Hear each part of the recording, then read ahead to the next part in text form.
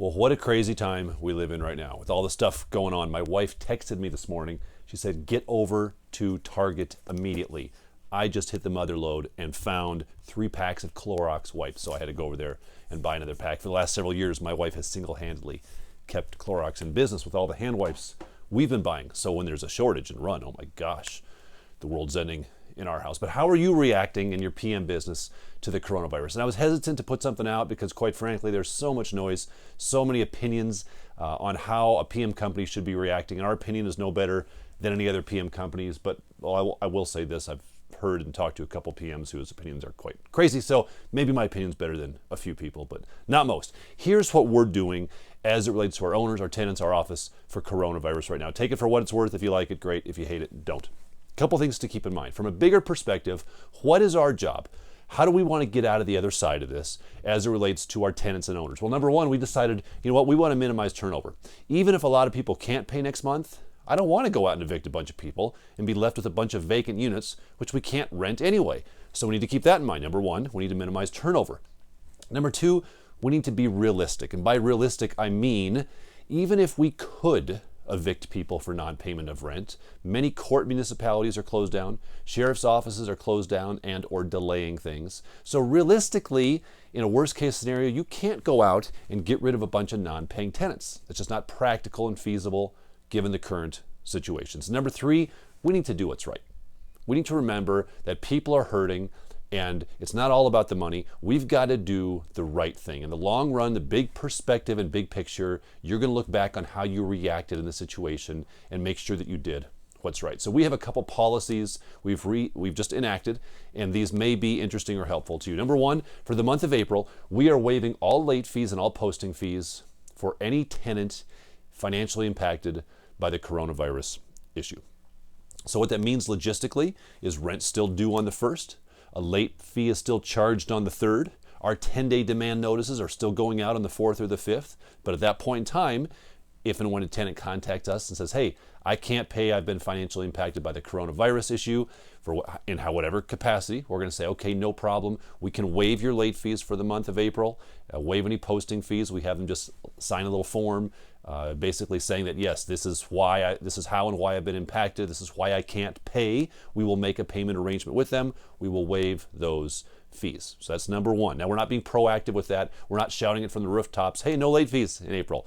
But if they contact us and they express the fact that they're not able to pay because of this, we're going to do that. The second thing we're doing is we're declaring a 30-day moratorium internally for us on processing of any evictions. So beginning immediately and going 30 days, we will not be sending any legal notices off to our attorney to file for evictions. Now, will that delay? Are there pros and cons of that? Absolutely. But that's the determination we've made for now. We want to give people a 30-day window to catch their breath, hopefully get their unemployment checks, get the money set up however they need to get it set up, get the payment made on credit card, borrow from grandma, get the money from the government. They're supposed to be sending out cash checks here shortly. So a 30-day moratorium to hopefully help our tenants get caught up. So those are two big things we're doing. Now, this is very fluid.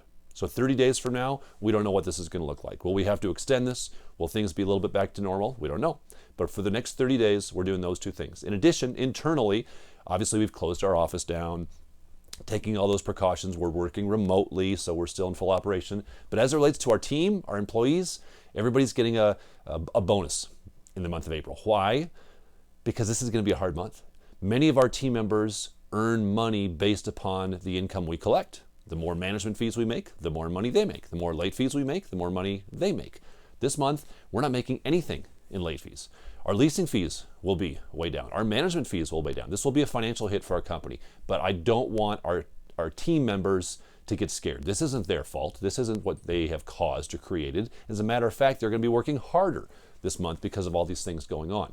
So we've prepared. We're a financially conservative company. We're able to do that. So we're bonusing our team members this month to let them know that, hey, we're safe. We're not going anywhere because there's all this fear. Everybody's laying people off. We're not going to do that. We're solid. We're safe. We want to do that. So a couple final key points that I would recommend. Number one, you need to be prepared for some upset clients this month. The other day, just a couple days ago, I was sitting in my office and I heard up at the front desk, I heard a tenant apologizing profusely to to Jessica, our director of accounting, over and over. Hey, I'm so sorry for the way I reacted last month. I'm sorry that I said those things. I was so out of line. I'm so sorry. And she very graciously said, that's okay, I understand. And he apologized again and again, and he left. So I went into Jessica's office. I said, hey, what was that all about? And she said, oh, well, last month he paid late. We posted him with a notice, and he just went ballistic. He called, he was yelling and cursing and screaming. He was out of control. She kept her cool like she always does. He eventually got paid. We're back and squared away. And he felt bad about it. He said, I don't know what happened. I just lost my temper. When things get crazy, people tend to lose their tempers and lose their cool. That's going to happen this month. It's going to happen with your tenants. It's going to happen with your owners. So be prepared for that, number one, and don't get sucked into it, number two. Take the higher road. This will pass. People will be walked off the ledge. So you just need to kind of ramp yourself up and gear up for the fact that, yeah, you're going to have some upset people, but you can't get sucked in to that. And the biggest risk you, as a PM employee or as a PM company owner, face, I believe, is not contracting corona. We want to be cautious. We want to be over-prepared, but we don't want to overreact. That's not the biggest risk you face. The biggest risk you face is a hit to your mentality, a hit to your emotional stability right now, because this is a crazy time. Emotions are running high. People are fear-stricken. There's a lot of that going out there. So we've got to make sure that we're maintaining our emotional health, our psychological health right now. So what that means is when you're cooped up at home, what do you need to do to maintain your psychological health? Exercise, yes. Read something uplifting, meditate, pray, whatever it is you need to do to maintain that physical, spiritual, mental health, because there's a lot of anxiety right now, and all that's going to do is impact you in a negative way. Keep your optimism up. Don't let that anxiety get through to you. That's the biggest risk you face. And let me ask you this. I asked my team this the other day, because everybody's just like freaking out, and everybody's paranoid, and there's anxiety. I said, hey guys, when's the last time you actually smiled? Like really smiled. I know I got a terrible smile. Don't look at mine.